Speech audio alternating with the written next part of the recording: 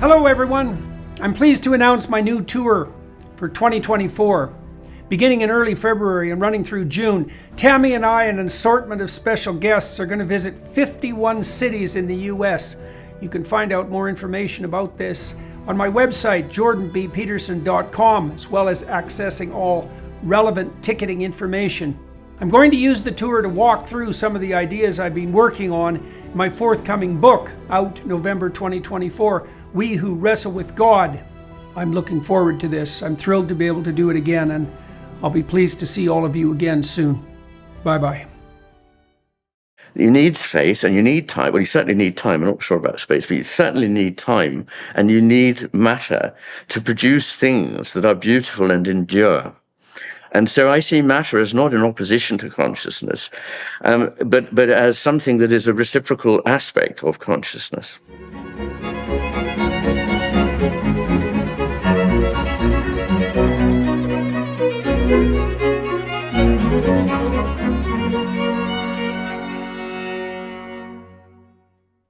Hello everyone. I had the opportunity today to meet in person with Dr. Iain McGilchrist. I've spoken with Dr. McGilchrist a couple of times in person and also on my podcast by Zoom. And we're here in Georgia today, and we happen to be in the same place at the same time. So we thought we'd sit down and conduct a lengthy investigation into into the similarities in our thought and the differences, and to see where we could get. And that's what we're inviting you to partake in. I wanted to talk to Dr. McGilchrist because we share an interest in neuropsychology, particularly in hemispheric specialization. He's very interested in the relationship between the manner in which the left hemisphere and its relatively reductive proclivity sees the world compared to the more expansive and holistic, in some sense, right hemisphere. I'm very interested in how that maps onto conceptualizations of the Luciferian intellect, which are pervasive in mythology. That's one of the things we discuss. We discuss also the surprising relationship between attention and morality, because Dr. McGilchrist believes, as I do, and I think this is more than a belief, I actually think it's an established fact, that attention is a valuing process. And what that essentially means is that the way the world makes itself manifest to us is in accordance with our aim, our attention, and our values. That we see the world through a structure of values, and we attend to those things that we value. And that is a realization, and an empirical realization for that matter, of immense import, because it suggests that the world presents itself in accordance with your aims. And that's a very interesting and terrifying thing to understand. So we talk about all that, and so welcome to the discussion.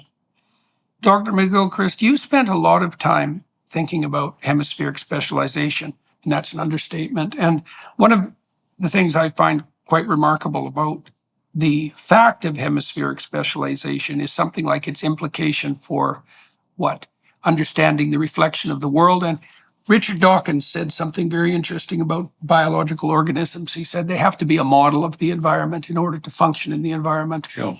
Well, there's a duality of hemispheric specialization, and that implies a kind of ontological duality, essentially. And so let's start with what you make of that. I mean, I'm curious about two things: what you make of that, and also why the issue of hemispheric specialization gripped you so much. Yeah. Well, the first thing I'd say is about the word duality, which suggests, in the way we often use it, a kind of severance. And that's not what I'm talking about. There are, and people say, oh, you're creating a duality. But I'm not creating a duality. Nature has given us a duality. It's to contend with. Making sense of what it is for. And it's about, as so many things are, about both division and union. It's about connection and distinction. Mm-hmm. So it's not an absolute thing, and it's also importantly mediated by the corpus callosum. In human beings, the two hemispheres are connected by this body of fibers at the base of the brain, of course, called the corpus callosum. And this is a mammalian invention. That's fascinating in itself, because all the neural networks we know that led up to the mammalian brain have this bihemispheric, or at least separated or distinguished network. But there's only this band of fibers when you get to mammals. So birds, for example, have no corpus callosum. And so that's intriguing in itself. It's not like somehow the thing is getting more separated. In fact, it's getting slightly less separated. But here's the kicker. Much of the purpose of the corpus callosum is to stop the other hemisphere interfering. Now, that's one of the things you asked why I got interested. When I learned that in medical school, I thought that's fascinating for a start. Also, I then discovered that the corpus callosum is, funnily enough, not keeping up in size with the expansion of our brains. So it's not true that somehow we're trying to weld these things together more. We need just enough connection to pass essential information between the hemispheres, and enough connection to enable them to inhibit the contralateral hemisphere. Yeah, well, it's easy to fall prey to the delusion that more connection is better. Absolutely. No, and this is actually a problem that we're facing as we wire ourselves together on the net. Yeah. Because the problem is that you can communicate what's necessary when you're all wired together, but you can really communicate what isn't necessary incredibly quickly as well. And, I know. Right. So you have the problem of the signal being subsumed by the noise. Exactly. Right. And I first came across this when I was working at Johns Hopkins in the early 90s, doing neuroimaging on asymmetry in the brain. And the head of the department, the great guy, came in and said, the thing is, we need to be communicating more. Mm-hmm. And having arrived there from England, I felt that I was being flooded with unnecessary information. Right. And I thought, no, actually, we need to be communicating less, which is an odd thing for me to say, because one of my war cries, if you like, is that we've become hyper-specialized. Everybody's in a silo, and we have no respect for and no actual candidates for seeing the overall picture. But if we don't see the overall picture, it's no good having brilliant specialists in a pit somewhere separate from other people. So we do need to draw things together. But once again, it's not all or nothing. It's this question of how you filter it so that it makes sense. And indeed, on the word filter, I take the view that the brain is, in fact, a filter. Mm-hmm. It doesn't emit consciousness, or nobody could ever suggest, nobody's got anywhere near suggesting how the brain can emit it. Right. I don't think it exactly transmits it, but I think it permits it, and also, therefore, filters what it finds. And that process of negation or filtering is part of creativity, isn't it? Mm-hmm. When Michelangelo made a statue of David, he didn't make an arm and then a leg and so on. He just had a block of stone. And for several years, all he did was throw away stone. And then at the end of it, there is this David. Mm-hmm. So where I was reviewing your book again last night in preparation for this podcast, and one of the things that I found, I've been trying to put together for myself a conceptualization of right versus left hemisphere function. And I really liked L. Conan Goldberg's work in particular. So do I. Yeah. So that's a commonality, and he was very interested in the antithesis between novelty and routinization, and that seems to be a theme that permeates your work as well. Is that the right, like and correct me if I've got any of this wrong, but you're looking at the right hemisphere, at least in part, as something that produces like a quick and dirty overall picture, for example, of a new room when you walk into it. You get a gestalt of it, and then as you pay attention to the details, the degree to which you pay attention to the details is proportionate to some degree to the degree that the left hemisphere is involved. And that brings up all sorts of interesting philosophical questions too, like the distinction between part and whole. Yes. Because every part is made up of smaller parts, exactly. Right? And so what constitutes, how do you understand the relationship between perception of the part and the whole and hemispheric function? Well, you've raised a range of things there that differentiate them. First, the idea of what is new and what is familiar, and then the idea of the part and the whole. I want to just chip in there on the word quick and dirty, because one of the things that people imagine is that Something like Kahneman's type 1 thinking, the sort of immediate thinking, is more related to the right hemisphere, and the more considered thinking is related to the left. But that is not the case. When we jump to conclusions, it is the left hemisphere that is quick and dirty. It's always wanting to get what it is. Now, I need to know for certain, is it this or is it that? Whereas the right hemisphere is allowing things to be open and saying, well, it could be that or it could be something else. Now, the problem is that when you want to grab a detail, you can't afford to be hesitant for too long. You've got to kind of pounce on that mouse or pick up that seed or whatever it is. And so the left hemisphere being essentially in service of our ability to grab things does tend to simplify very, very much compared with the right hemisphere. So I definitely appreciate the word Gestalt. The right hemisphere is the one that sees Gestalten, that is to say, wholes which cannot be reduced to their parts without loss. I wish we had a proper word for that in English, but perhaps the word is whole, because wholes are of this nature. But as you say, when you go down, what we call a part, and I think that's an artifact of the left hemisphere, is a whole at another level, effectively. And so there's always that paradoxical interplay between unity and multiplicity at every level of perception. At every level of perception. And that is another theme of mine, the business of mediating unity and multiplicity, because of course we need both. And we need diversification, but we also need to have it so that it doesn't threaten the integration of the whole. And I see the process of the cosmos, actually, as maybe we're running on here, but I mean, why not? As an endless unfolding of something that is infolded, so the implicit becoming explicit. But at another level, that now seems explicit is implicit for something else. It's constantly unfolding. That's like the blooming of a flower. It's like the blooming of a flower, in that as it opens out, something new is coming about, but it's not, and it's a diversification within, but it's not threatening the integrity of the whole. That's why you have the symbolic association of the rose with the Holy Spirit, and why you also have Buddha sitting in the lotus flower. It is that idea of the implicit unfolding. That is exactly right, and I think flowers are the image with which we anchor this truth. Yeah, right. So yes, but it's not so as to damage the integrity of the whole, but in fact to fulfill its potential. But the parts and the whole, you wanted me to say something about. Well, let me just say something about newness and familiarity, and then about parts and whole. Yeah, okay. So it's not. I mean, Goldberg is exactly right, and that's something I importantly learnt from him. But it's not just in the way that a lot of people would think newness per se, but it's the ability to see the thing as it is without having conceptualized it, abstracted it from its context, disembodied it, and put it into a category. That's what the left hemisphere does almost immediately.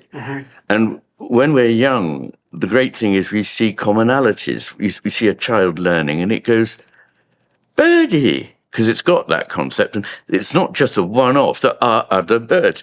And they go, doggy. In fact, it's a cat, but they got the idea there's a four-legged thing, you know. But as we get older, what is really important is get back to the individuality of the stimulus, because we so quickly put it into a category and abstract it that we've lost its power. And this is you replace the perception with the category.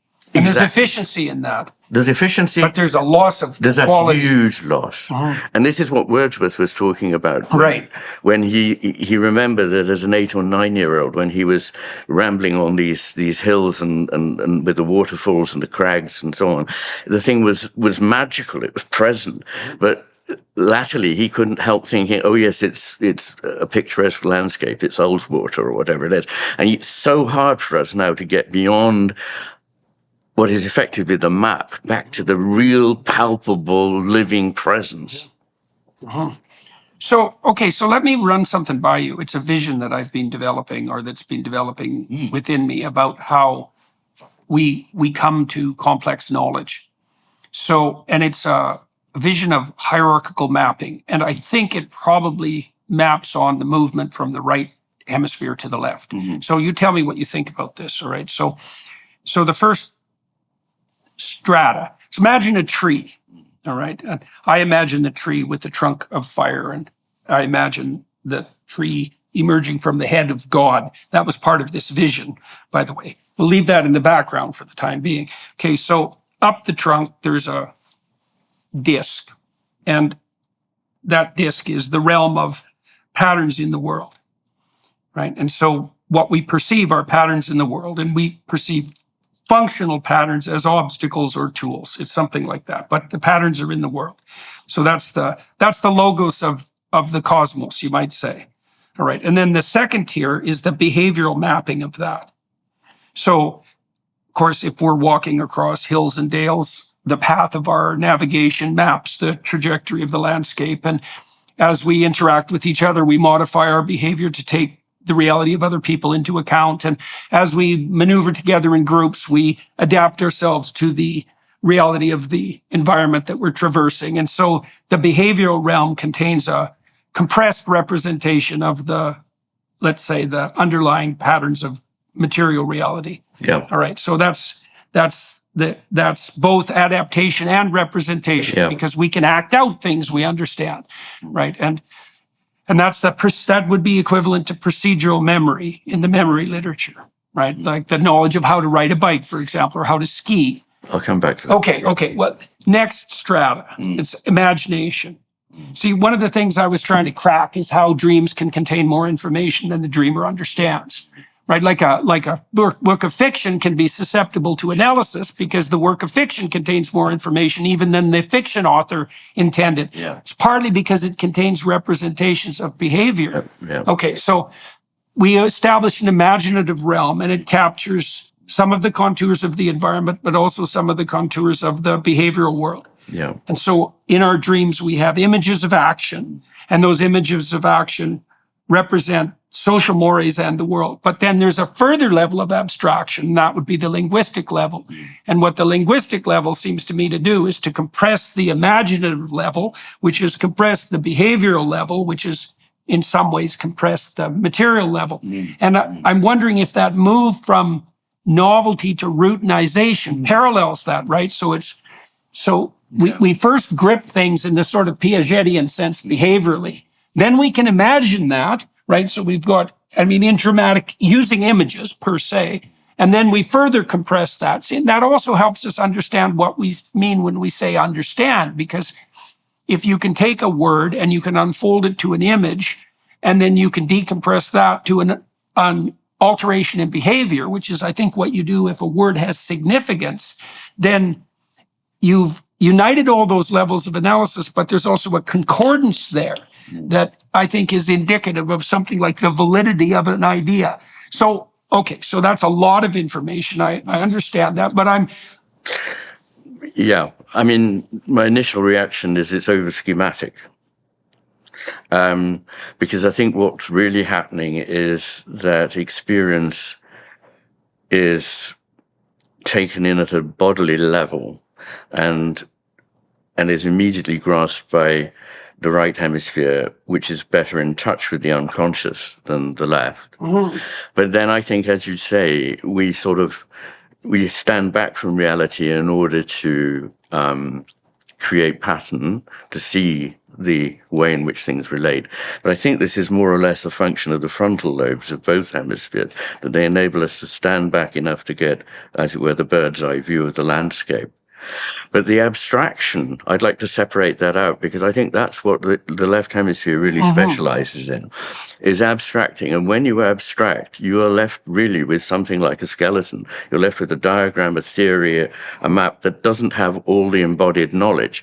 But the thing is that we imagine, or a lot of people imagine, they have this image in their mind, the unconscious is a tank somewhere down there underneath, but we're living in this conscious realm, and occasionally things pop up and so on. But actually, the bit of our cognitive function of which we are aware is less than 0.5%.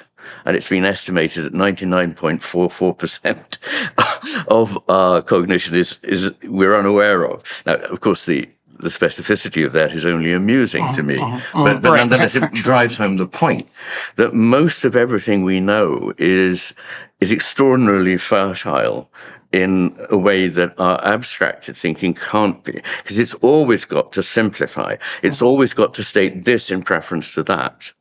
Whereas in the unconscious realm, nothing has to be sacrificed in that way because things are drawn together. And I believe our intuitions are much richer than our reasoning on the basis of them. So we need to reason on the basis of them. We need to validate them or not, perfectly correct. But we shouldn't too quickly collapse our intuitions, because our intuitions are able to hold a number of strands that to our expressive intellect seem to be contrary to one another, but they're not. They fulfill one another, importantly, So I believe that the whole onslaught on intuition, which we now find with high-paid psychologists going around businesses telling people not to trust their intuitions, is a scam. And it's a very delusional one. It's encouraging people to disattend to something incredibly important. Now, of course, the intuition can be wrong, but so can just a line of reasoning lead you to the wrong place. Whether you're feeling stressed or anxious, or simply seeking a moment of peace and tranquility, the Hallow app has something for you. Hallow offers an incredible range of guided meditations and prayers that are designed to help you deepen your spirituality and strengthen your connection to God. With Hallow, you can embark on a journey of exploration, diving into different themes and types of prayer and meditation. From gratitude to forgiveness, each session offers a unique experience, sparking your curiosity and deepening your spiritual understanding. Choose different lengths of meditation to fit your schedule, whether you have a few minutes or an hour. This flexibility puts you in control of your own spiritual journey. With its user-friendly interface and hundreds of guided meditations, the Hallow app has quickly become a go-to resource for people seeking spiritual growth and healing. You can download the app for free at hallow.com/Jordan. Set prayer reminders and track your progress along the way. Hallow is truly transformative and will help you connect with your faith on a deeper level. So what are you waiting for? Download the Hallow app today at hallow.com/Jordan. That's hallow.com/Jordan. hallow.com/Jordan for an exclusive 3-month free trial of all 10,000 plus prayers and meditations. So the other thing that struck me when I was reviewing your book last night, it was something like you talked about the left hemisphere's proclivity to fabricate. And so is it something like, do you suppose it's something like the proclivity of the left to reduce things to algorithms, to rule governed algorithms, and then to try to extend the domain of those rules beyond? I mean, the purpose of having a theory is so that you can use a simple set of principles to generate a variety of explanations, right? And so there's obvious utility in that if the principles are correct. But there's very little difference between that and a delusion if the first principles are incorrect. Absolutely. Right. And so, yes. And that's really at the basis of a condition like paranoid schizophrenia. Absolutely. Because they'll have a set of principles and they can endlessly spin off explanatory theories, and they're credible, but they're wrong. They're wrong. Yeah, I mean, seriously wrong. Which illuminates perfectly you did my work for me there in unpacking how reason can lead you to the wrong place. Because as Chesterton said, a madman is not somebody who's lost his reason. He's lost everything but his reason. And so he hears a voice and thinks, that's especially true for a condition like paranoid schizophrenia. It is absolutely. And Eugene Mankowski, the Franco-Polish psychiatrist and philosopher, wrote about this very, very beautifully about schizophrenia and effectively illuminating the difference between the left hemisphere and the right, because I see schizophrenia as a condition in which the left hemisphere is in overdrive and the right in an attempt, if you like, to compensate for a hypo-functioning right hemisphere. And so, yes, the business with hypo or malfunctioning. Sorry? Hypo or malfunctioning. Both. Both. Okay, fine. But what you're talking about, I think, is confabulation, effectively, where it's more important, and this is a good, simple distinction, if you like. The right hemisphere is more interested in truth to experience, but the left hemisphere is sort of further removed from experience, is more interested in internal consistency. So if some new information comes in that isn't consistent with what it thinks it knows, it will initially reject it or try to substitute something else that fits. And also, this is a reasonable thing to do up to a point, because, you may get, if you didn't have that, you would, certainly a scientist would be swithering all over the place with new pieces of information. So you need to have an anchor, but you don't want that anchor to be too confining or too strongly holding you to a place. You need to be allowed to accept new information, and it's the right hemisphere that's far, far better at that.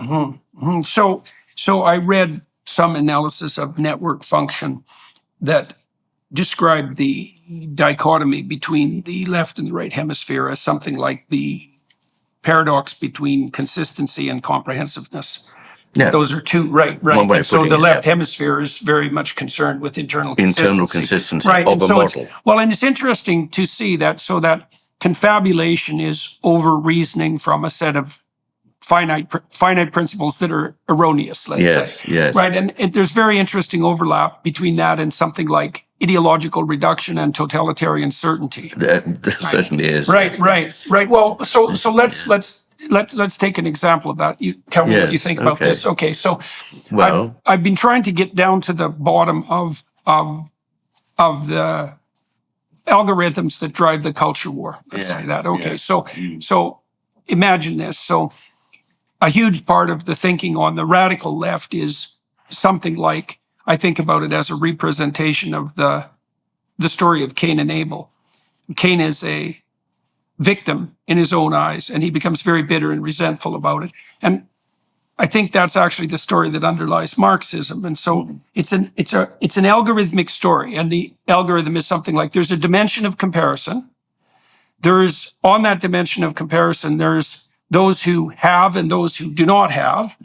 And so that's a hypersimplification to begin with. And then that the distinction between those that have and that don't have is that those that have took from those that don't have. So it's a victim-victimizer narrative.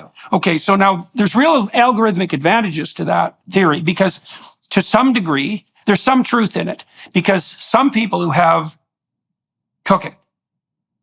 And every dimension of comparison where there's a differentiation in, let's say, ownership or privilege can be corrupted by power. And so if you have that algorithm, you can explain a lot with it. And it has another advantage, which is what would you say is an additional benefit of the algorithm, which is once you've decided that you can construe every social relationship as an oppressor-oppressed story, well, you don't have to think anymore, because you can account for marriage, and you can account for family, and you can account for economics and history, everything. But there's another advantage too, which is that all you have to do is identify with those who are oppressed, and you're moral. And so you can see a tremendous attraction in that. And I'm wondering if that's a reasonable variant of something like algorithmic oversimplification. Yes. Well, I think what you're pointing to is very much simplification, which is one of the, I don't really want to say virtues, but it is one of the usable strengths of the left hemisphere. It radically simplifies. And I think that what we're seeing in our culture is a whole range of things happening, just so many, but they do align with the preferences of the left hemisphere over those of the right. So experience is at an all-time low in terms of its value. We disattend to experience unless it fits with our theory, and even deny facts or cease to pay any attention to them if they would question the theory that we're currently in hoc to. And then I think there is the problem that we disattend to intuition, we disattend to our bodies and our feelings about things, and of course they also need regulation, but everything needs regulation, including the tendency to overregulate. So we're in a world in which we think we've got a theory, and it's very simple, and as you say, it means that if you buy into it, you don't have to think, and there's goodies and baddies, and you are moral because you know which is know which side to go on. And for heaven's sake, life is so complicated. And in the third part of The Matter with Things, can I talk about the structure of the matter? Yes, absolutely. Yeah. So this was the book that came out in November 21, my latest work, and I'm sure my last long book. And in it, I wanted to use hemisphere theory to talk about what it is that we can trust. what can we actually know to any degree to be true? And of course, I don't think that there's a single great truth out there, but I also think that there are things that are just more true than others. Otherwise, if we didn't, all of us believe that, there would be no reason for saying or doing anything. Everything would be chaos. Everything would be chaos. Yeah. So we all implicitly... There has to be a hierarchy of chaos. There has to be a hierarchy.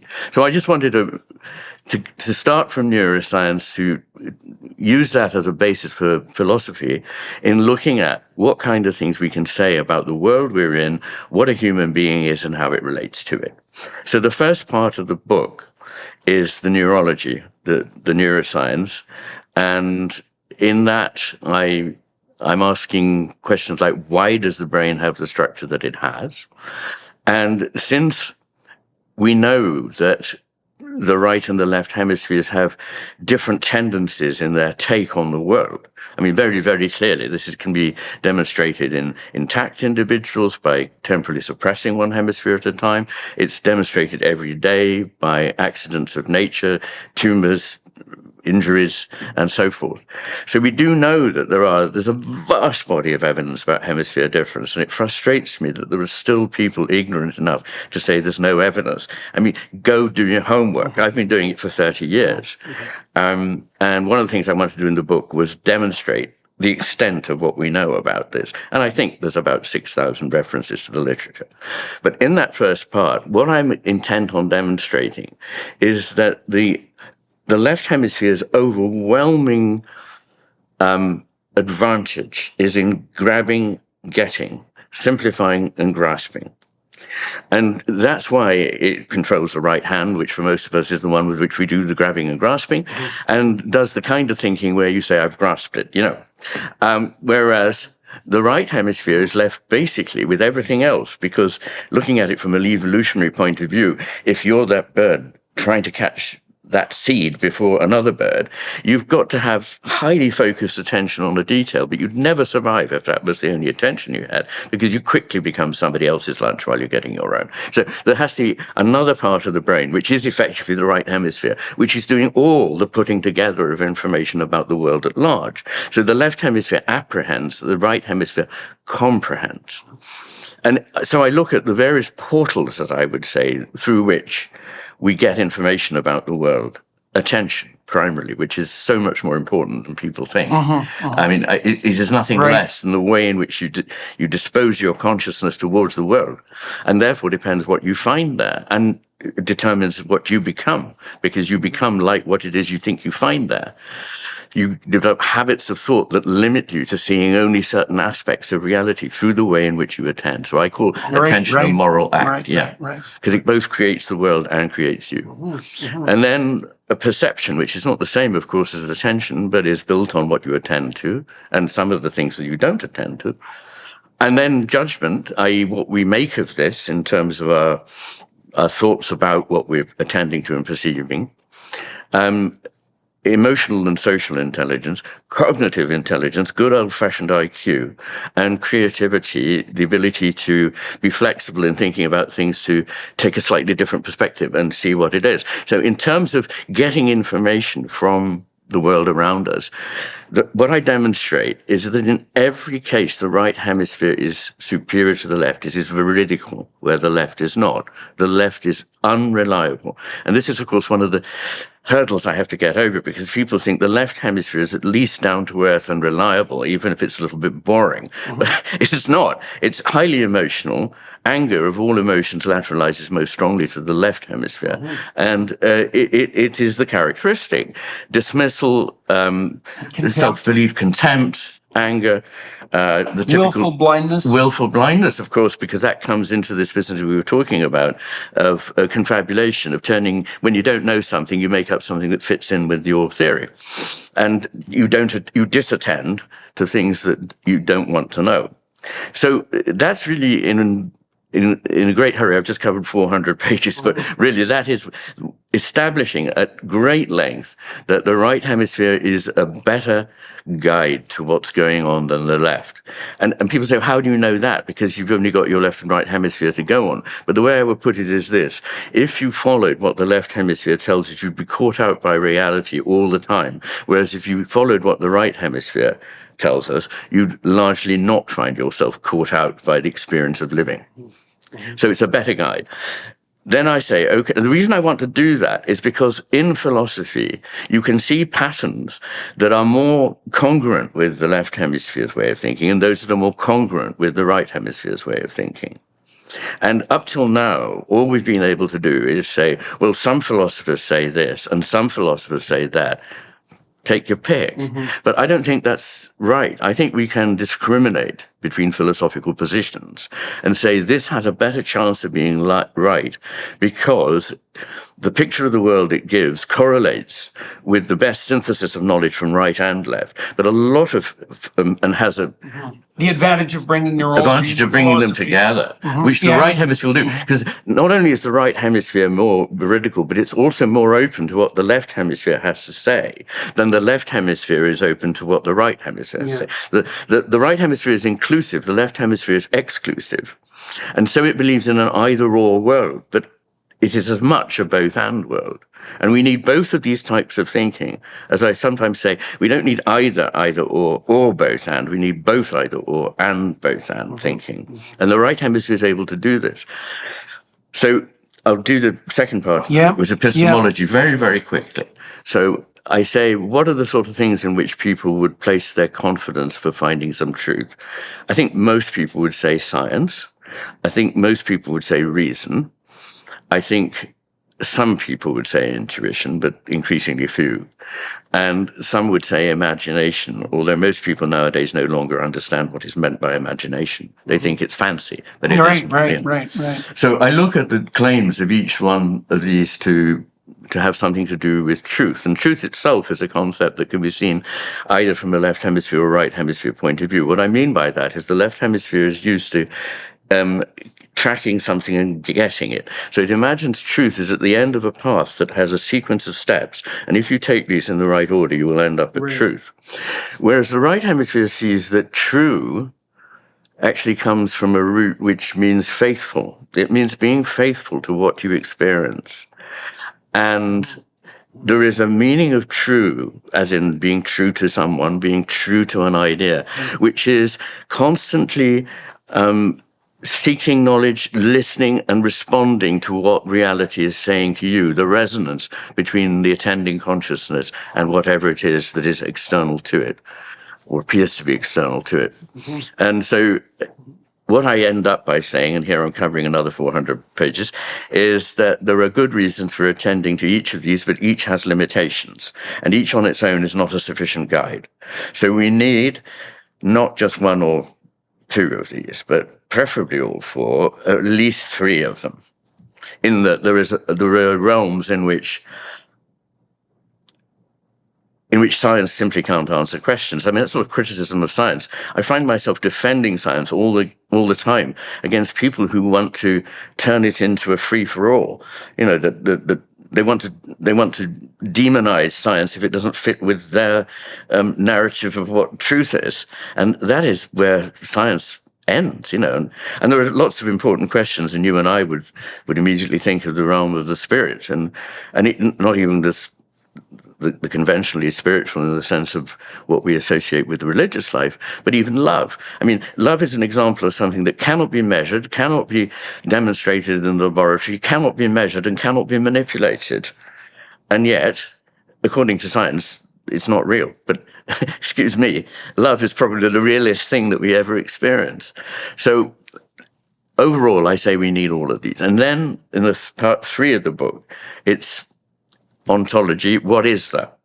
And I begin with the coincidence of opposites. Now, when you consider that we've been talking about making things cohere and that we exclude things that don't fit, there is no chance of getting anywhere near the truth if you have a black and white picture of reality which doesn't contain a little of its opposite. And after all, if you pursue a particular line far enough, you end up with the very thing you feared that you were trying to flee from. So you think freedom is good, and it is. You increase that freedom and you get anarchy.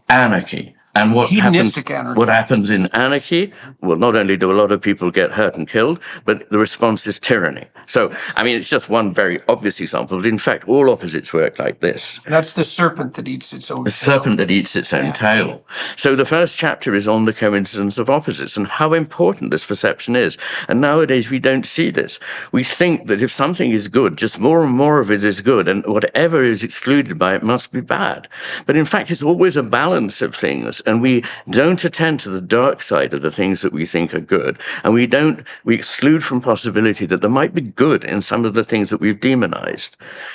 So, this whole idea of rationalizing everything down and Is that a vision of ideal as harmony?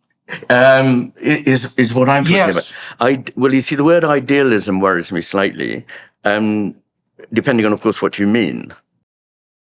Sleep is the foundation for our mental and physical health. In other words, you've got to have a consistent nighttime routine to function at your best. But if you're struggling with sleep, then you've got to check out Beam. Beam isn't your run-of-the-mill sleep aid. It's a concoction carefully crafted to help you rest without the grogginess that often accompanies other sleep remedies.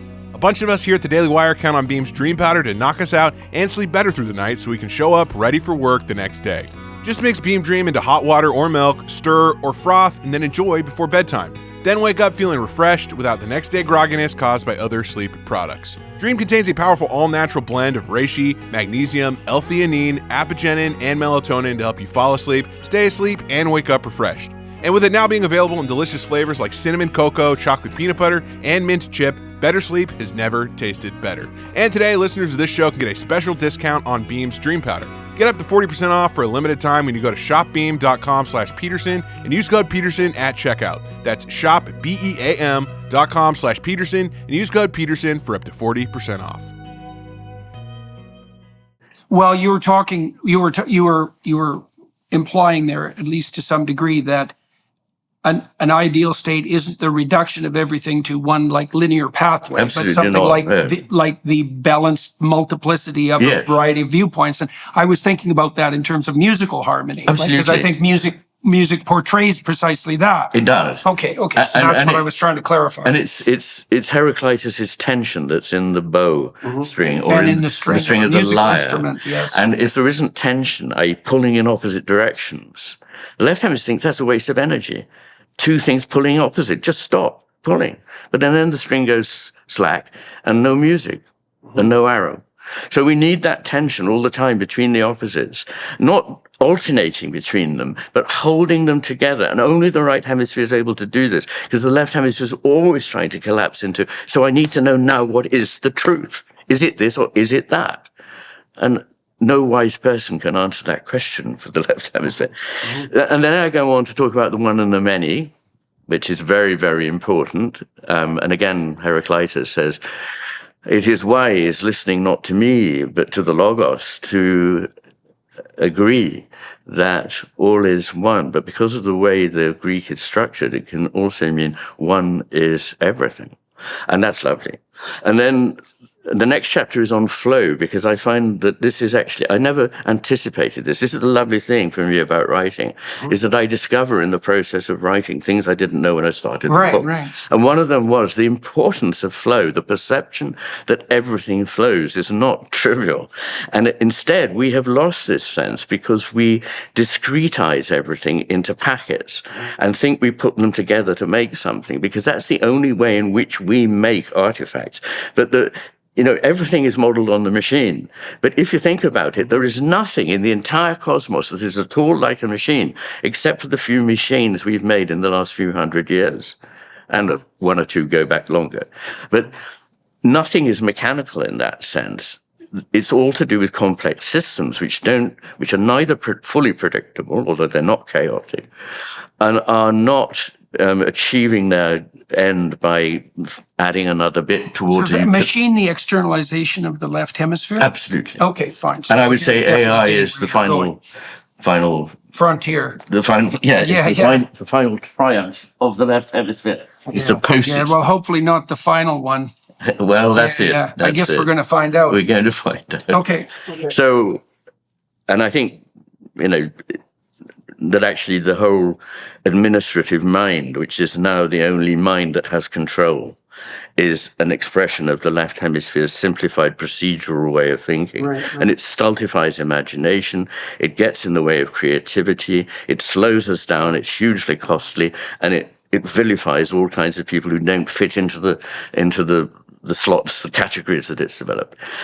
Anyway, and then I go on and look at, time. I have a chapter on that, a chapter on space and matter, a chapter on matter and consciousness, the nature of consciousness and the nature of matter, and then rather surprisingly on values, on purpose, that no in science, which scientists are now, they've long accepted it in private, but they're now coming out, as it were, and saying, Well, it's hard to write a scientific paper without a purpose. Yes. Yes, and no one ever talks about that. No, it's like, you're okay, right. well, there's no purpose. It's, well, you had a purpose when you wrote the paper. I'm trying to think who it was who said it's amusing watching a science demonstrate purposefully that there is no purpose. Yes, right. But I think it's very, very important, and I think increasingly that values are the thing we should be thinking about. Okay, I don't think they're things that we make up to comfort ourselves. I don't think we paint them on the walls of our cell to cheer us up without any contact with reality. No, I believe they are places in which we contact reality. And I'd even go so far as to say, but this would take us a while to unpack, but might be worth going there, is I believe that life, why is the life at all? It's very costly, and it kicks against entropy. And why did it arise? If it's in order to have things that last, it's not a very good project, because as Whitehead pointed out, the secret of lasting is never to have been alive. Life brings with it precariousness, expense of energy, and so forth. And indeed, as it becomes suffering, as it complicates. So I don't know whether actinobacteria at the base of the ocean actually suffer. They may do. But single examples of them can live to 500,000 years. So being able, after all this evolution, to live 70 years is hardly a triumph for survival. It's about something else, which is the ability to respond to a cosmos that is in itself beautiful, good, and true. To understand what one means by that would take us a while. That's why I was building that hierarchical tree, by the way, for exactly that purpose. That's fine. The hierarchy I prefer is Max Scheler's hierarchy of values. Well, that I would definitely want to delve into that as well. Because you talked about a number of things that I want to bring up. Intention as moral act is something I definitely want to concentrate on. Is there more that you want to add to the compression of the book? Well, there's always more I could, of course. Yeah. But I've sketched it out, really. And the reason I wanted to do that was to say that right at the start of, I've said, so we've heard about what the brain can tell us about what to trust in philosophy. We've looked at the philosophy and seen where it can lead us. Now use that information to examine the cosmos. And what do we find? At the very start of it, we find the coincidence of opposites. Yin and yang and so on. This is in every other culture than our own. But actually it's also in ours, because Heraclitus, right at the start of it, probably the greatest Western philosopher of all time, is foundational for this idea. Well, when the Israelites crossed the desert, they're led by a pillar of fire and a pillar of cloud. Yes. Right. It's the coincidence of opposites. That's lovely. I thought of that. Oh yes, yeah. It's a major league revelation. That. So that's brilliant. It's a reflection of the underlying instinct, because you might say, well, what is it that guides you when you're utterly lost, when you've escaped from tyranny? Let's say, and it's the interplay. Yes. There's an interplay, right? So, and that is very much similar to the Taoist idea of yin and yang. Yes. Right. I think they're the same idea, actually. I think so too. Yes. So that's portrayed as the spirit of God himself that guides the Israelites through the desert. Are you interested in the Kabbalah? Not only peripherally, because I don't know much about it. So.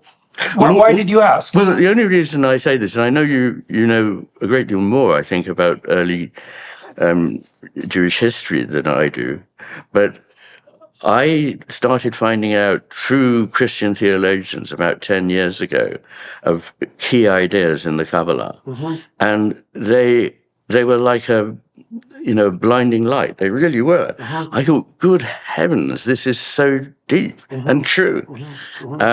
And of course, ultimately, it's not irreconcilable with Christianity, but it has an emphasis on certain aspects, including the balancing of opposites.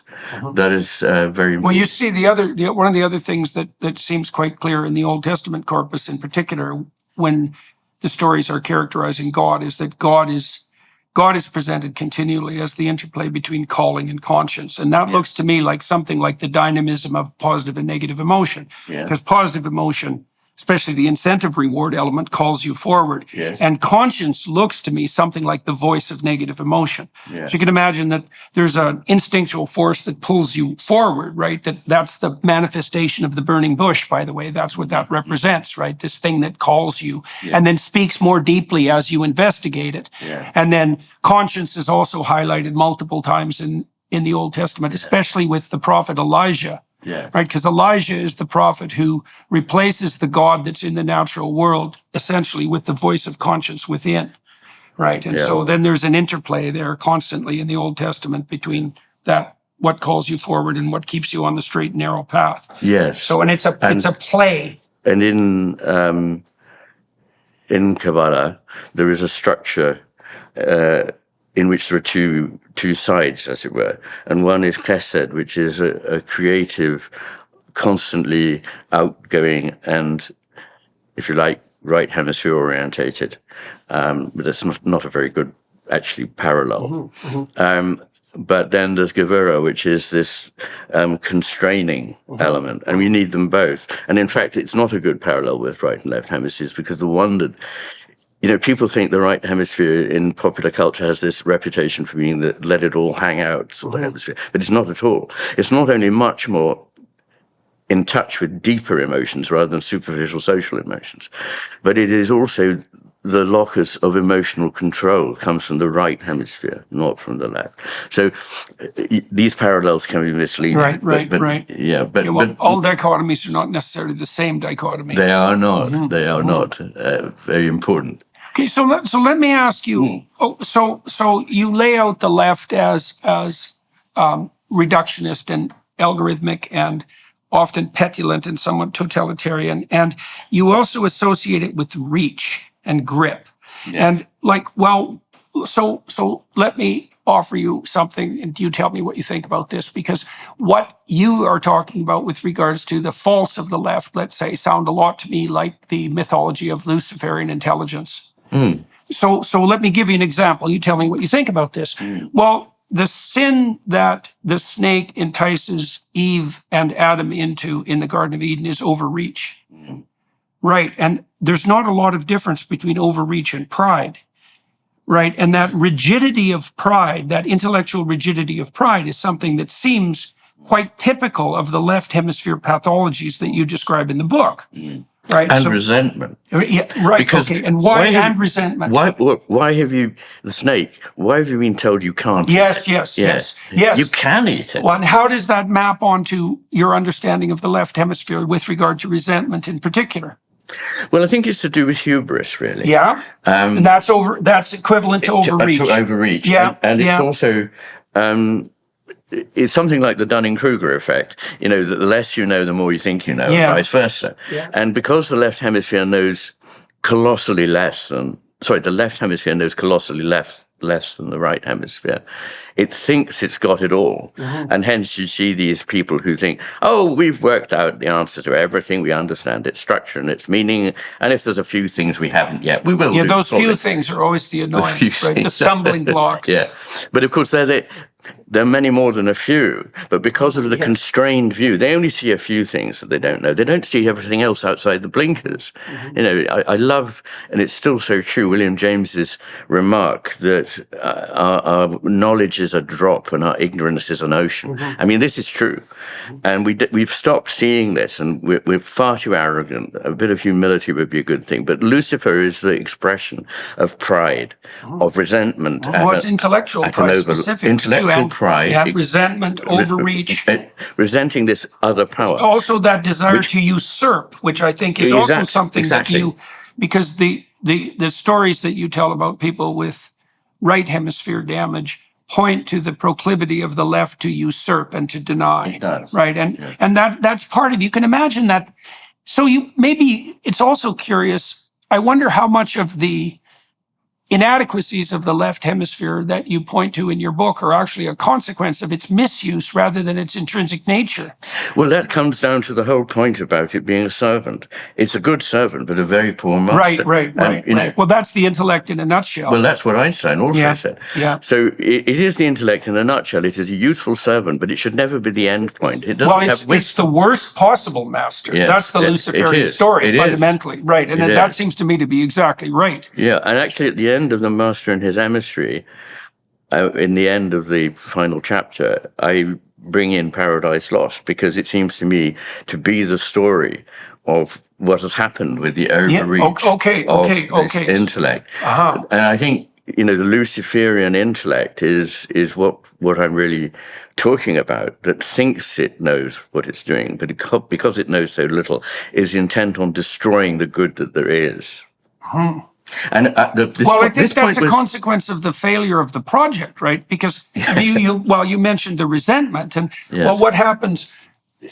The resentment emerges in part because the theories fail, and part of the reason I think that the left hemisphere, so to speak, is antithetical towards the right is the right tends to announce the failure of the left with negative emotion, and so that's very troublesome because who wants that? And so you can certainly understand why the resistance develops. It's evidence of failure. It's evidence of failure that invalidates your theory. And so one route to rectifying that is to abandon your theory, but then you have the Exodus problem, which is you abandon the tyranny of your theory and you're lost in the desert of your doubt, which isn't exactly an improvement, even though it might still be the way forward. Well, yeah, but it's a bit of a rough interregnum. It's a rough interregnum. Yes, well, yes. And you need faith. The thing is, that's the thing that comes to the Exodus, or the Israelites in Exodus, is there's a revelation that they require faith to traverse that land of chaos. And the question then is, what guides you in the realm of doubt? What is there that guides you in the realm of doubt? The proclamation of the intellect would be something like, well, there can be nothing that guides you in the realm of doubt because you don't know what you're doing. So if the intellect is the guide, you're lost. Yeah. But in cultures other than our own, we understand the importance of unknowing. That there is an unknowing, which is the opposite of ignorance. Ignorance is what you have before you know, but unknowing is what you have after you've let knowledge lapse because of its inadequacy to tell you everything. Archaic nature. It's archaic anachronistic. Yeah. So this is a certain kind of unknowing common is really, really important step towards wisdom. And so it's very helpful not to be certain, but the left hemisphere cannot live with this. The right hemisphere is perfectly okay with an uncertainty because it realizes that all the time it's calibrating things, and it's very much more aware of information from out there than the left hemisphere, which is still working in its closed sort of cell. Starting a business can be tough, but thanks to Shopify, running your online storefront is easier than ever. Shopify is the global commerce platform that helps you sell at every stage of your business, from the launch your online shop stage all the way to the did we just hit 1 million orders stage. Shopify's there to help you grow. Our marketing team uses Shopify every day to sell our merchandise, and we love how easy it is to add more items, ship products, and track conversions. Shopify helps you turn browsers into buyers with the internet's best converting checkout, up to 36% better compared to other leading e-commerce platforms. No matter how big you want to grow, Shopify gives you everything you need to take control and take your business to the next level. Sign up for a $1 per month trial period at shopify.com/JBP. Go to shopify.com/JBP now to grow your business, no matter what stage you're in. That's shopify.com/JBP. So do you think that that's a shift of vision in some ways? I mean, you talk about hemispheric specialization for different forms of vision. So imagine that your target vanishes and your theory collapses. Well, you could be lost, or you could switch to a different kind of attention, right? And that other attention is information gathering. So, the Egyptians, so in the Egyptian cosmology, they have a god of the state, Osiris, right? And so he's like the characterization of an administrative theory. That's a reasonable way of thinking about it. And he becomes willfully blind, and he's overthrown by Seth, who's essentially Satan, who's essentially the Luciferian intellect. That's how that story works. And Seth rules then. rules the kingdom, and the kingdom is destroyed in consequence. And so that's the overthrow of the rightful king by the evil brother of the king. Yeah. Right. Very, very common motif. It is. And universal, I'd almost say. yeah, it's universal. Well, it's because theories age and decay, and they're abetted in their age and decay by the willful blindness of their adherents. Right. That's a universal story. Mircea Eliade had documented that in multiple cultures. Yeah. Right. And so when the state collapses, uncertainty arises. That's Isis in the Egyptian cosmology. So she's the goddess of the underworld, or the unconscious. That's another way of thinking about it.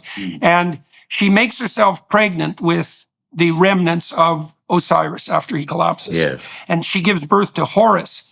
Now, Horus is the eye. See, this is the thing about the Egyptians, is they didn't worship the intellect. They associated the Luciferian intellect with the force that destroys the blind state, right? They associated their redemptive God with the open eye. And it seems to me that it's something like the preference for information gathering attention. Because if your theory collapses, you can pay attention, but it's a special kind of attention, right? It's the attention that's predicated on humility, because now you know you don't know, and maybe that's associated with this unknowing that you described. I think so. So elaborate on that idea of unknowing. Well, I don't know enough about Egyptian mythology, although it's something I've read a little into. Well, it's the eye at the top of the pyramid as well. Well, right? that's it, you see. And so I think it's a very ambivalent image, because one thing that happens, and one day I want to write a book. I've got all the material, I've been gathering it for a lifetime, of paintings and images by psychotic subjects. And people with schizophrenia tend to paint disembodied eyes, just an eye in the picture or something like that. And I think this represents the tyranny of the intellect that is overlooking everything all the time. And right. That's like the Eye of Sauron in Lord of the Rings. Exactly. Although I've never read it, but I know the idea. What was I saying? The eye. You said represents a tyranny or the tyranny of the intellect, vision, which doesn't allow anymore the darkness, the fertile darkness, in which something much greater than the intellect that is within us can work, which is largely the unconscious mind. And we have the idea that the unconscious mind is somehow inferior to the conscious mind, but it's not. Not only is it much bigger, but it's also capable of doing many, many things, like solving complex mathematical problems and coming to scientific insights. In fact, most of the stories of science and mathematics in the tales of those who made the discoveries are tales of a sudden insight into a gestalt. Intuition. Yeah. So in our unconscious minds, we resolve problems, we compromise with things, we fall in love, we appreciate a painting, all these things, they happen to us when we're not necessarily studying them, and they grow in us. Now, when you put the eye of the intellect over everything, it's almost like that all-seeing eye of the panopticon. This tyrannical idea of an institution in which everything can be seen from a central point. Yeah, and this is very much associated with the Enlightenment, as is the pyramid with the eye. I think. I mean, I'm not an American, so I wouldn't like to hold forth about what it means on your money. But the thing is that both pyramids, actually, but much more disembodied eyes, are the kind of things that well, that's a dark eye as a substitute for the proper eye, right? Because the totalitarian. Eye. So the question is not the eye of God, but right, exactly, and so I see exactly what you mean with regards to the ambivalence, because, well, the Eye of Sauron is a very good example of that, because it's the totalitarian eye on the top of the Tower of Babel, essentially, in the Lord of the Rings stories. And it has to monitor everything because it can't trust anything. Oh, right? That's the world where we are. It's the substitute of the eye of the state for the eye of God. It's something like absolutely. that. And of course, the difference is that the eye of state is out there in powerful structures, but the eye of God is something in here, in each of us, in the sense that Atman is in us, and Brahman is God as a whole. But there is something of the divine in the human spirit, soul, whatever you like to call it, I believe. And I also believe that ultimately, whatever the ground of being is, it is conscious. So in a more ungodly culture, we talk all the time about consciousness. And of course, that's perfectly right. And there's a distinction there that is full of meaning. But I believe that ultimately, consciousness and the divine ground of being cannot be separated, because I believe that. What led you to that conclusion? Well, a lot of things, really. One is that I believe that everything is relational. Let me just state that for a start. And that nothing is just a thing on its own. It only is what it is because of all the things that its context and with which it is in relation. And that's something the right hemisphere understands, that the left hemisphere takes things out of context, abstracts them, generalizes them, and isolates them and loses their living uniqueness. So let me just say, I believe that everything is relational. And I believe that God, the ground of being, ends off, whatever you'd like to call it, is relational. And I think the reason there is a creation is that this, whatever it is, needs something to love. And it needs something to be related to. Well, that's definitely the insistence in the Old Testament. I know. Because the relationship, the proper relationship between man and God in the Old Testament is covenantal. Yeah. It's a relationship. Exactly. Right. But love is in any case a relationship. And I would see the covenant as not a legalistic thing, but as a matter of faith. That, we undervalue fidelity in our culture. That if you have... Another musical term. Yes. If you trust in people, if you believe in them, as we say, then faithfulness to them is involved in that. I mean, of course, that faith may be betrayed and it may not work, and so that's still your best bet. Still your best bet. But we live in a world in which nothing can be trusted anymore, and therefore it all has to be specified centrally in some incredibly thin, jejune, abstract schema to which we're all supposed to conform. But in fact, nothing living ever does conform to it. So it's a thoroughgoing disaster. But anyway, so the fact that God is relational, and the fact that our consciousness, and I believe we are not the only beings by any means to have consciousness. In fact, I believe consciousness is throughout the cosmos. In fact, I believe the stuff of the cosmos is consciousness. I mean, the trouble is I'm saying so many things so fast here because we don't have a lot of time. But people say, why? But I mean, I'm not alone in the world. After all, this has been the belief of many of the wisdom traditions of East and West, is that consciousness is the stuff the universe is made of. And matter is a manifestation of consciousness in a particular way. It is, if you like, a phase of consciousness. And I'm not using phase in the temporal term, but in the sense that physicists say that water has phases, ice, water vapor in the air. And so people may say, well, matter doesn't look like and behave like consciousness, but excuse me, ice doesn't look like and behave like water. And certainly the tons of water in this room without which we couldn't live and breathe don't look at all like a river. But water is what they all are. And I believe that consciousness, in order to create, and that divine element that is at the source of the universe as a creative project, wishes to unfold and create something ever more beautiful, that ever more complex, that is within its potential to produce, but it doesn't actually know it in advance. And I That's the play. I love the fact that you say, and I think you're quoting the Torah, what does a being that's omnipotent, omnipresent, and omniscient lack? Limitation. Right. Yeah. And so, and I think that is why we mustn't get, or maybe we should go to the problem of evil, but anyway. So you asked me, why do I see God like this? Because that's Jacob's ladder, that upward play. I know. Well, of course, you know that the symbol of Iain McGilchrist is that illustration by Blake of the Jacob's ladder, which is the only one I know that is not a linear ladder, but it's actually a spiral. And spirals play a very big part in my ontology.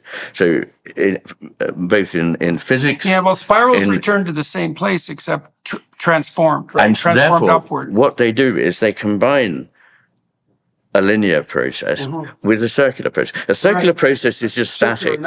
It's just static. A linear process is thin, but a spiraling process that is constantly evolving is is the best of both, if you like. And although Eliot said, we arrive back at the place we started from and know it for the first time, I say not quite. We come back to a place very close to where we started from, but one step higher on. Well, that's what the knowing is. That's what the knowing is. Yeah. So, just to finish, on consciousness and why I think that is the divine nature of the cosmos, is that in order to create, you need things that people think are surprised by. So they think distance?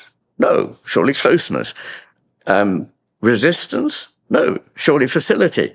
But actually, in order to create, you need both a degree of distance and togetherness, as two heavenly orbs that circle one another, or a well-functioning couple have togetherness and distinction. They don't fall into a toxic fusion.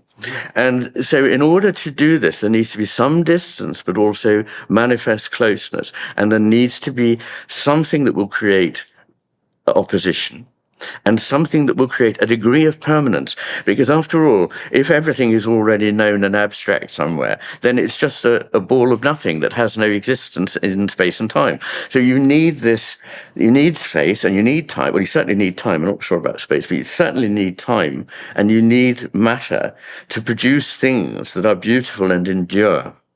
And so I see matter as not in opposition to consciousness, but as something that is a reciprocal aspect of consciousness. And you can't have matter without, and you can't have consciousness without the other. Let me ask you about intention as a moral act. Because I've been trying to work through the formal flaw of the empirical presumption. And so the empirical presumption is something like we inform ourselves with the facts and we can orient ourselves with the facts. And the problem with that, as far as I can tell, and I don't believe this to be an opinion, I think this is now established fact in and of itself, is that there's as many facts as there are phenomena and combinations of phenomena. And so you can't orient yourself by the facts because the facts are an infinite chaos. And so you have to prioritize the facts. And this is why I wanted to ask you about intention as a moral act and about intention as the basis for attention.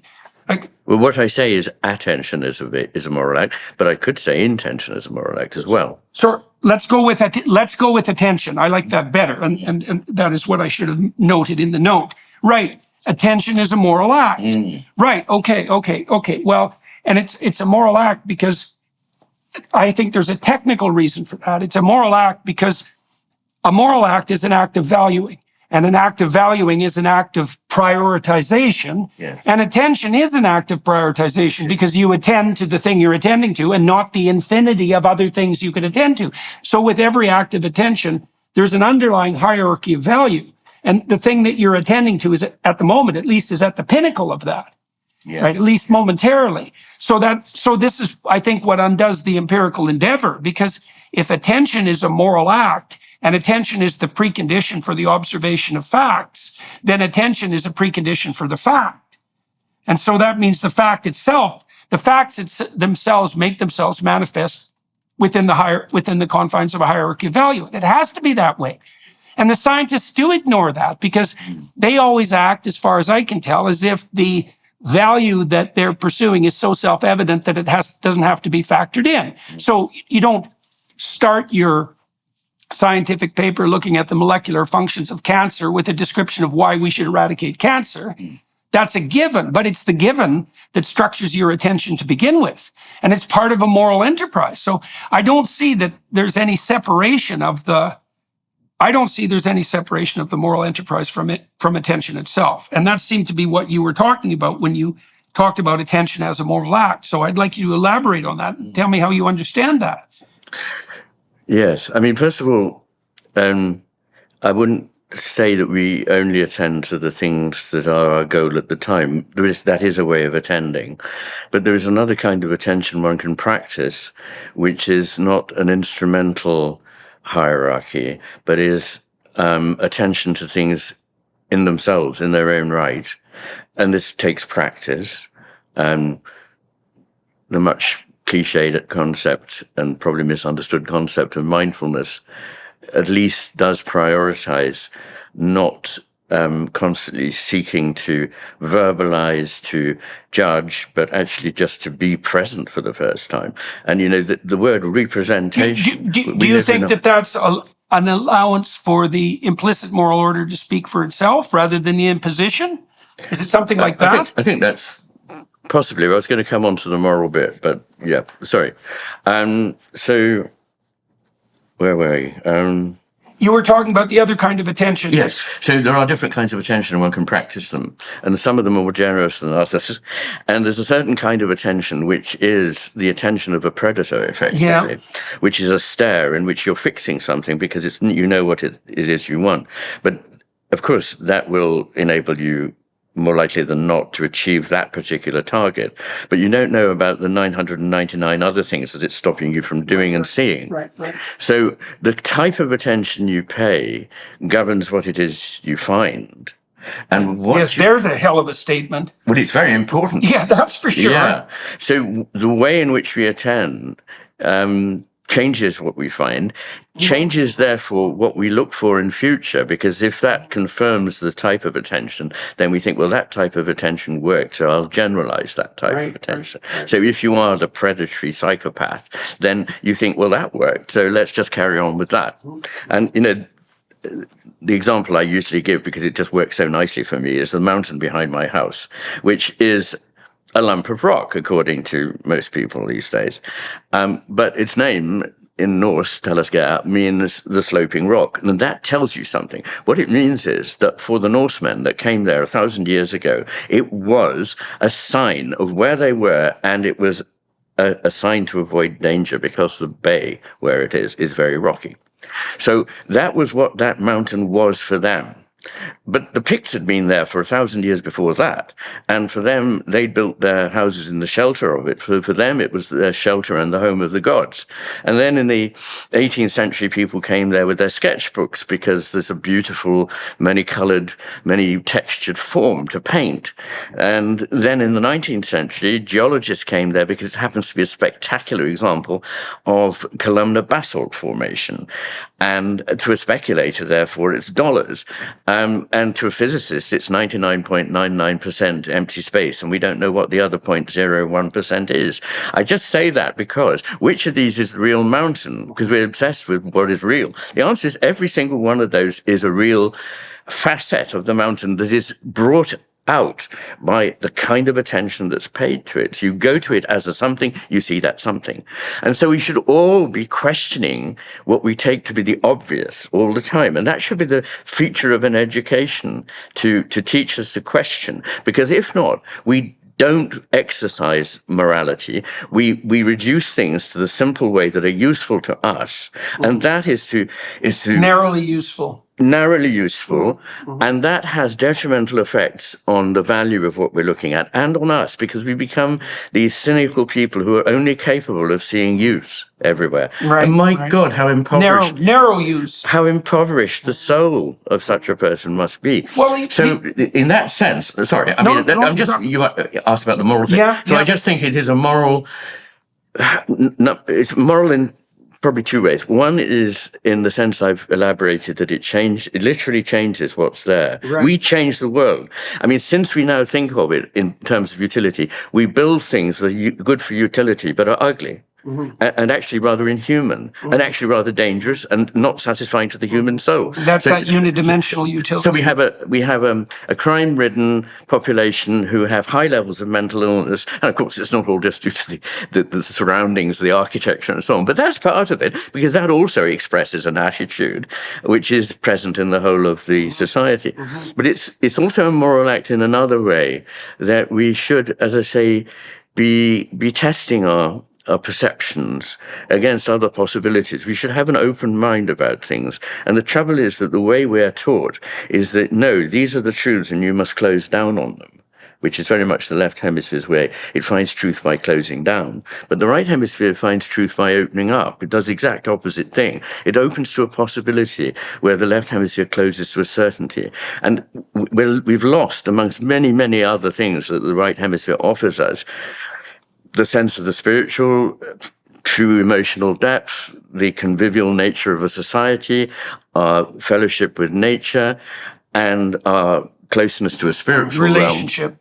All of it relational. And instead we substitute stuff for me. And the more I can get and the richer I can become, the better I've succeeded in life.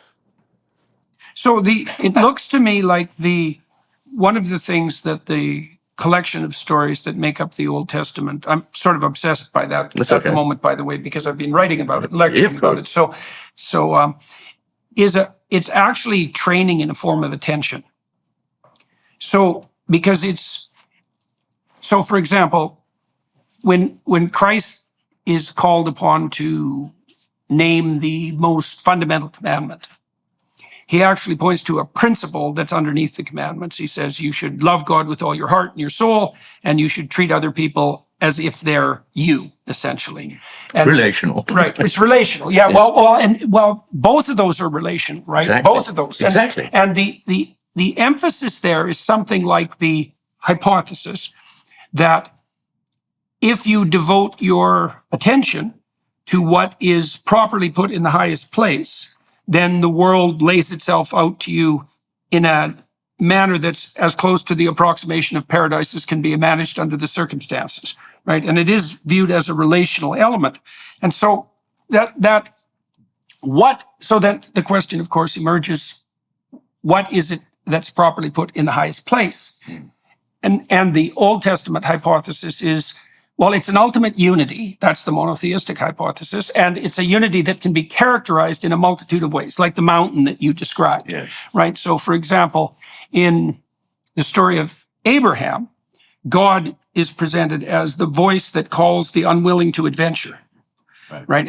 But more than that, it's a fascinating thing to see. So that's the first part, which is a very interesting equation, right? Which is that because psychologically speaking, that means the story is characterizing what's put in the highest place by the ancient Israelites as the same proclivity that draws the infant to develop towards the adult, right? And as the same instinct that requires the adult, entices the adult to move out of his or her area of comfort and to continue to develop. Sure. So it's that spiraling motion upward. Yeah. But then there's more, and this all is offered in the first paragraph of the opening of the story of Abraham. So what God says to Abraham is, get out of your tent. You've been there 75 years. It's time to leave your kin and your comfort and to go out into the terrible world.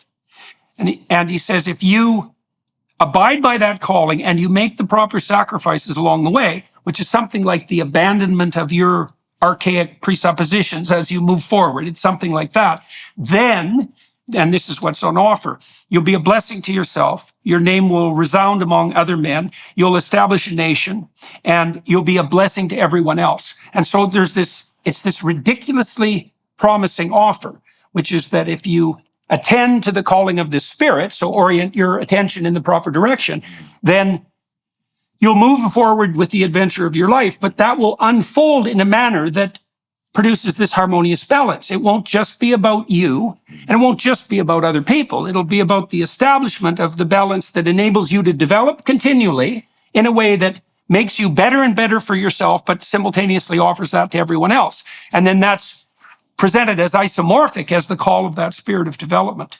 So now the reason I brought that up is because we talked about the relationship between attention and the moral act. And the question is, to some degree, how do you get your attention in order? And the answer to that is something like, it's not the instrumental utilization of what's proximal for the purposes of narrow self-interest. That's a bad technique. You're aiming at something that's much more akin to the harmonious balance that you talked about and to this multiplicity of vision, right? This balanced multiplicity of vision. And it seems to me that, and there's other characterizations too that I think are in keeping with the hypothesizing that you're laying forward. So you talked about intuition. So the God that makes itself manifest to Noah is the God of intuition, right? Because God speaks to Noah as intuition. So Noah is presented as a wise man who's oriented himself properly for his time and place, and he gets an intuition that society has become so unstable that a catastrophe is ensuing. And that's a form of intuition. And that's presented as the same spirit that calls Abraham to adventure. It's the same spirit that punishes the totalitarian certainties of the builders of the Tower of Babel as well, right? You know, they're engineers, the builders of the Tower of Babel, and they're descendants of Cain. They're resentful technological worshipers who embody the spirit of the Luciferian intellect, right? And they build a totalitarian state. That's what the Tower of Babel is, right? It's a spiraling upward structure dedicated to the wrong pinnacle of attention. It's something like that. So there's a playoff. There seems to me to be a playoff in the fundamental writings of the West between the Luciferian intellect that tempts people into this narrow, instrumental, self-serving utilization and the spirit that orients attention properly. And if you understand that attention is a moral act, which is a hell of a thing to say, right? That's a very, very deep statement. And one of the things I tell my audience is, and you tell me what you think about this, said, well, the world reveals itself in accordance with your intent, right? And that's a very terrifying thing to understand, because if all you see in front of you are obstacles, the first thing you might ask is, well, are you sure you're aiming in the right direction? So what are you working? Okay, let me see what else have I got here. We talked about pride as overreach. Oh, do you know if there's any research pertaining to individual differences in the rigidity of the left hemisphere post-damage? Well, yes, there is. I mean, a lot of it's observation of patients, if you mean that when they have damage to the right hemisphere, they become more obstinate. Well, I'm wondering if, are those who are inclined to be more Luciferian and obstinate to begin with made much more that way with right hemisphere damage? Right? Because I'm wondering if some of the narrowness that that the neurological literature is pointing to is not necessarily so much a reflection precisely of the function of the left, but a reflection of the function of the left that's already gone badly and only has itself then in the case of the absence of the right. That's the problem, is that on its own, it doesn't understand what to do or where to go. It is instructed, if you like, in that by paying attention to what the right hemisphere is able to tell it. But if it was a left hemisphere that habitually rendered itself opaque to the right, is it a worse tyrant in the aftermath of brain damage? I'm not sure that specific question has been addressed. Right. That's what I was wondering. Well, that's a very sophisticated question. But it would be odd if it were not the case. Right. Because, of course, nobody is the left hemisphere person or the right hemisphere person simply. There is always an interplay unless there is a hemispherectomy or damage to one hemisphere or the other. Right. Well, and obviously each person's left hemisphere is socialized and trained. Yes. And so it could easily be, it seems to me that a theme that runs through your work is something like the increased pathologization of the left hemisphere by a certain kind of, let's say, narrowly technical or instrumental training, right? And so something distorts its balance. Yeah. And the religious enterprise, at least in part, is obviously an attempt to restore something like balance, but it's certainly something like the attempt to restore the proper target of attention. So, yeah, that's right. And I think I'd say, and I'm probably not alone in thinking this, that actually it's no good us solving the problems that we know we face to do with degradation of the natural world and the damaging of the fragmentation of society and so on, unless we return to a spiritual vision, one which has a place for God in it. And I keep coming back to Solzhenitsyn's words, that if he had to account for the horrors of the last 100 years of Russian life, whatever, he had to say that it's because men have forgotten God. Mm-hmm. And I mean, that sounds a simple answer, but actually it's a very deep one, and it rings true for me.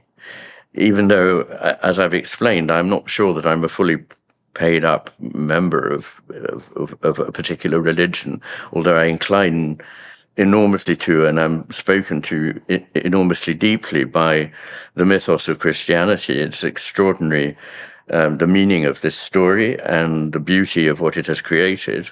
And how do you align that with your studies of the relationship between the hemispheres, do you think? What's the relationship between those two things?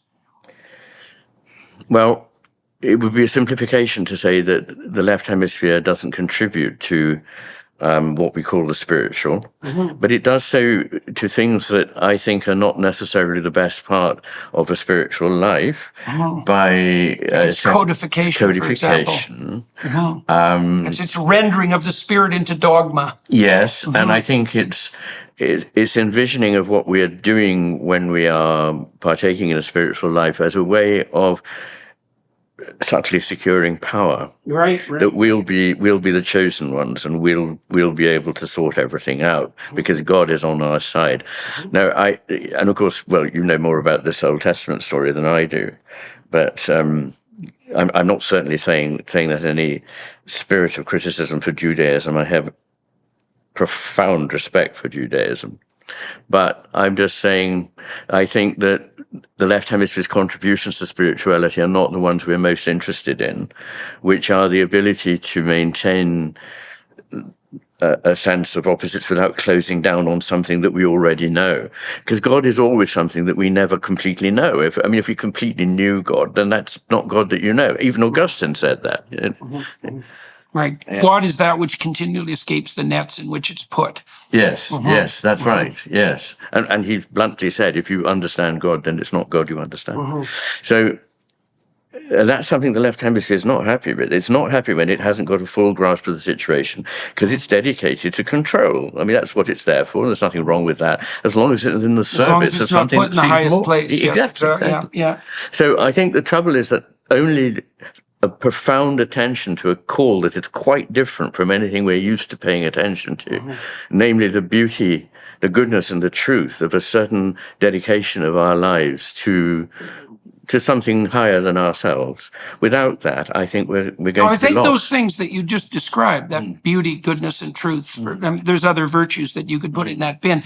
There's something like the spirit of calling. Yes. Right? So you could imagine, and this is maybe a way of reconciling, in some ways, the left and the right hemisphere view. So when Moses encounters the burning bush, something calls to him, and it's something that's specific to him. And when that happens in each individual's life, it's something specific to them. So whatever interests you is going to make itself manifest in accordance with your character, right? So it's going to be particularized, but you could imagine that there's a spirit that underlies all calling.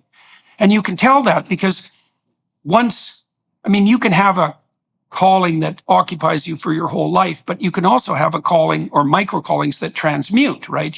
Something inspires you, something produces incentive reward activation. It pulls you forward to the destination, and then the calling transmutes, and then the calling transmutes again. But you could imagine that there's something behind the set of all possible callings that's like the spirit of calling, and that's the thing that should be attended to, right? If you're going to put something in the proper highest place, it's not going to be the specifics of anything that grips your attention. Right. It's going to be something like the spirit of that which grips your attention as such. And that's a much more abstract conceptualization.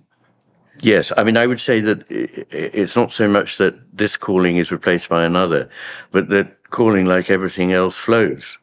And so it seamlessly changes. It doesn't wait for a change and then change stepwise. It is constantly refining itself, and other things are speaking to one. That's my experience. And I think we've degraded many things in life by capitalizing them. I think healthcare is one of the things I would point to, that being a doctor or a nurse or whatever is a kind of calling, and it's not, and it's not a relational calling. It's a relational calling, and it is a calling to aid other human beings who are suffering. And teaching is a calling. It's not just a job that you get a pay packet for. And it's not just to carry out procedures laid down by the government.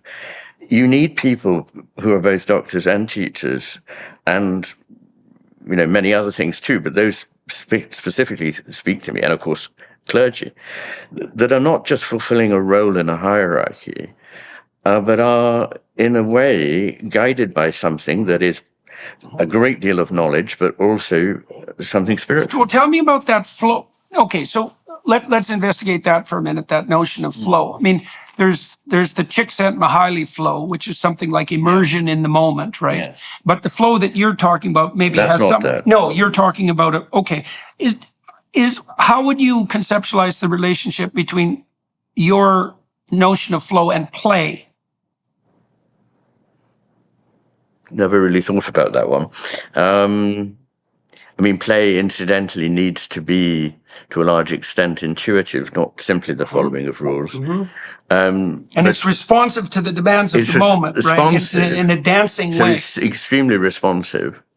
But, I mean, it's more obvious in things like dance or in music, but it's also there in life. It's in everything that we do. That if we are in sync with or attentive to the flow that is called the Tao or whatever, then things naturally do follow that. Yes. So I liked your thing that when you meet obstacles everywhere, you might ask yourself, well, am I really on the right path? Right. But I mean, Csikszentmihalyi's idea of flow is an important one, which is about being present in the moment, which is part of the right hemispheres way of attending and being. But the flow I'm talking about is that we really need to get back to seeing everything as in process. I mean, even the mountain behind my house is in process. It's actually a wave that's frozen, and it will carry on moving until eventually it crushes my house. But I think I'll see it out. But it's that I'm getting at, because it's a very toxic idea that things are made up of compartmentalized ideas, and getting away from that to seeing the way in which things are flowing. It's a mechanistic, idea.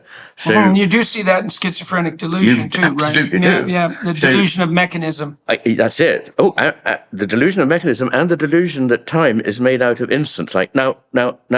Sometimes they describe it like this, and they can't put them together to find the flow anymore.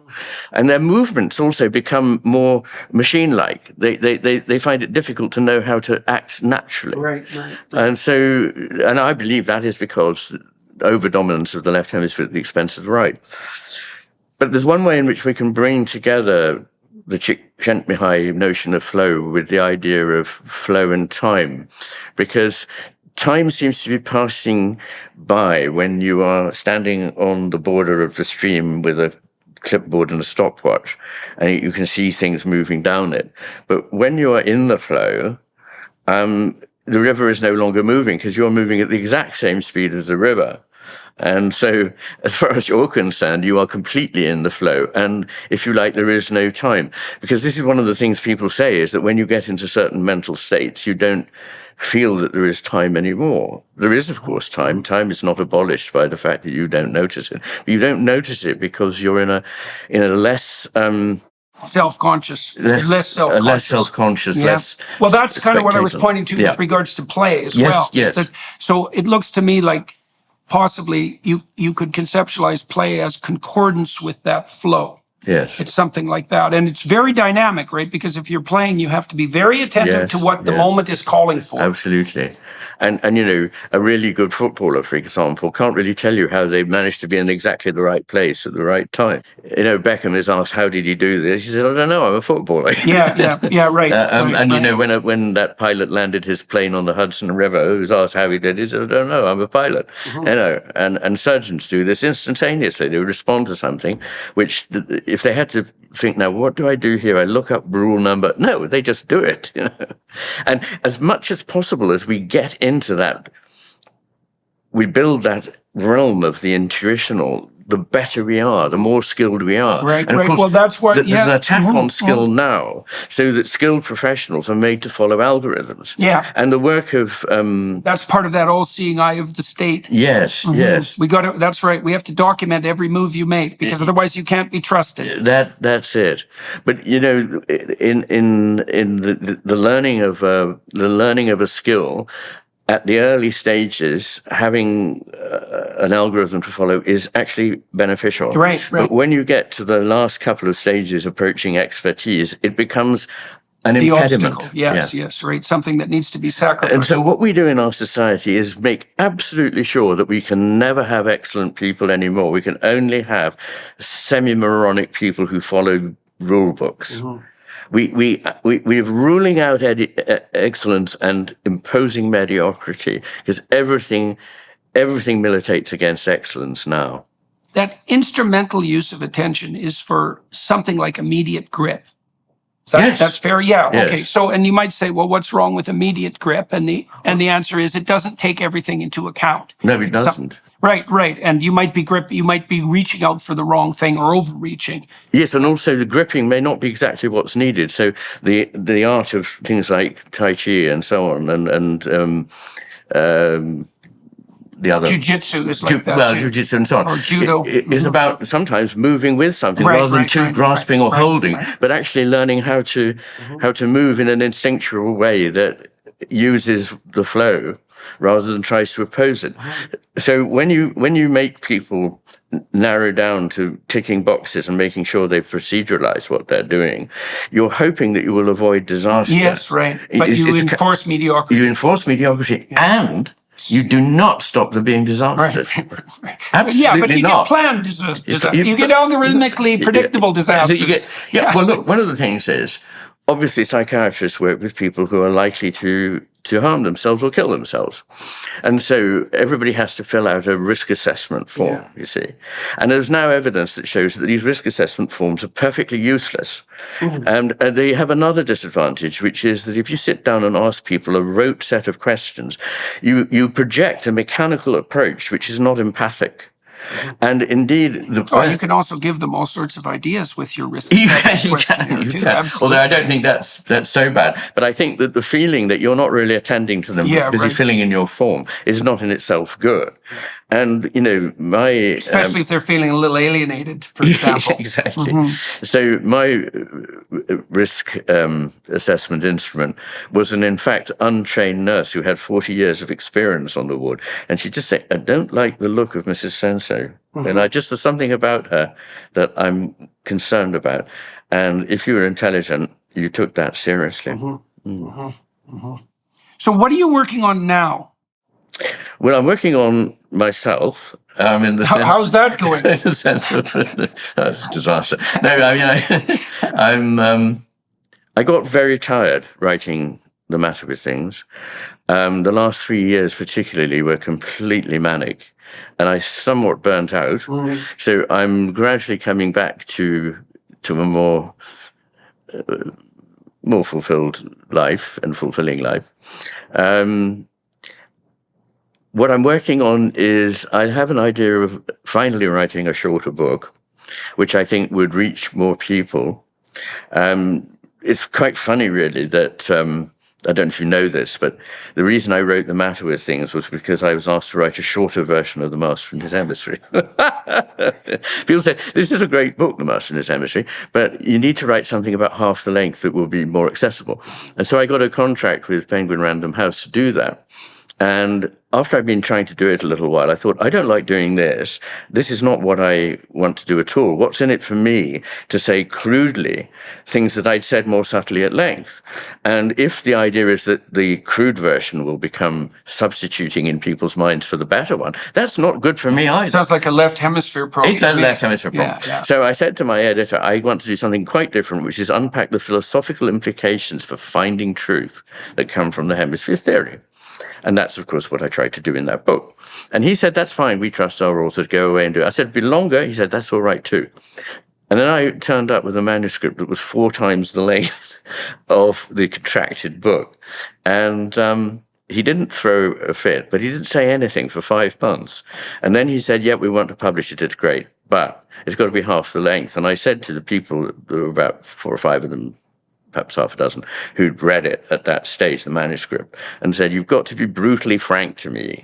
Would it really be a lot better if it were half the length? Not one of them said it would be. They said, you'd lose so much because it's so dense. There's so much in it. And so I thought, no, rather than spend another year sort of chopping this and every morning will be misery, I'm going to just publish it. And so How's it done? it's done very well. And how do you account for that?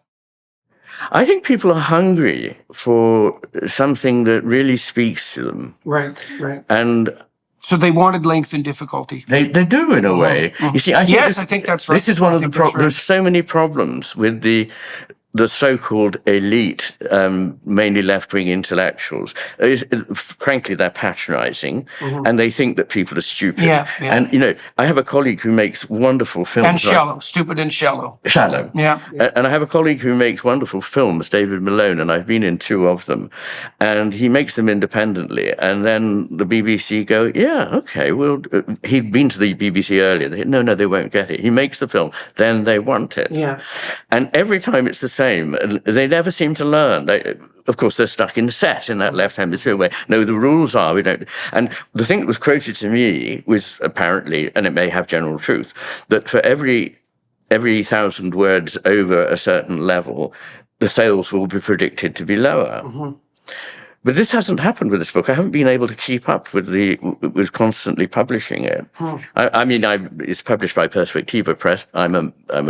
I think a board member of Perspectiva. It's a very good charitable structure in London that wants to put forward ideas I believe in that are ecologically sound and spiritually sound and are meaty intellectually. And so I think, people have been starved of it for so long. Because every time these films by David go out, they get 5-star reviews in the papers, and people say, why can't we have more of this? Right. Well, he can tell you why. Because idiots run the kind of gatekeeping of these things. We need people to relax about that. Stop trying to over-control. They literally have algorithms. We had something on spirituality there. We can't have another one till, whatever. Well, I don't know about that.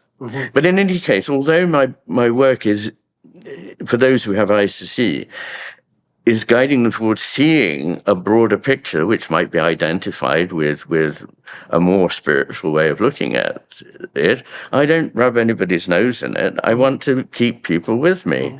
And I think that's part of what accounts for the popularity too, right? I think so. Yeah, it's an exploration rather than an insistence. It's not an insistence.